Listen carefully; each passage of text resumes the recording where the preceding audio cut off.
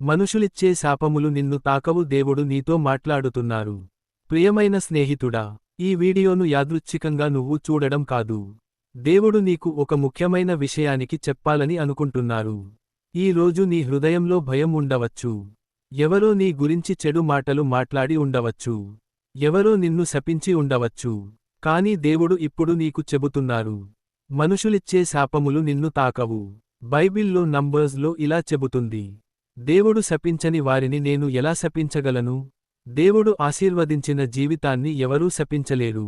మనుషులు కోపంతో మాట్లాడవచ్చు, అసూయతో మాటలు చెప్పవచ్చు. కానీ వారి మాటలకు నీ జీవితంపై శక్తి లేదు. ఎందుకంటే నీ జీవితం దేవుని చేతిలో ఉంది. కొంతమంది ఇలా అంటారు, నువ్వు ఎప్పటికీ ఎదగవు. నీ జీవితం ఇక్కడితో అయిపోయింది. నీకు మంచి జరగదు. కానీ దేవుడు నీకు చెబుతున్నాడు, వారి మాటలు కాదు, నా ఆశీర్వాదమే నీ భవిష్యత్తును నిర్ణయిస్తుంది. బైబిల్లో ఐజాయాలో ఇలా చెబుతుంది, నీకు విరోధంగా తయారైన ఏ ఆయుధమూ ఫలించదు. అంటే ఎవరు నీకు వ్యతిరేకంగా మాట్లాడినా, ఎవరు నిన్ను శపించినా, దేవుడు నీకు రక్షణగా నిలుస్తాడు. ఈ రోజు దేవుడు నీ జీవితంలో 3 విషయాలు చేయబోతున్నారు. నీ మీద మాట్లాడిన చెడు మాటలను దేవుడు రద్దు చేస్తాడు. నీ జీవితాన్ని ఆశీర్వాదంతో నింపుతాడు. నిన్ను తక్కువగా చూసిన వారికి దేవుడు నీ విజయాన్ని చూపిస్తాడు.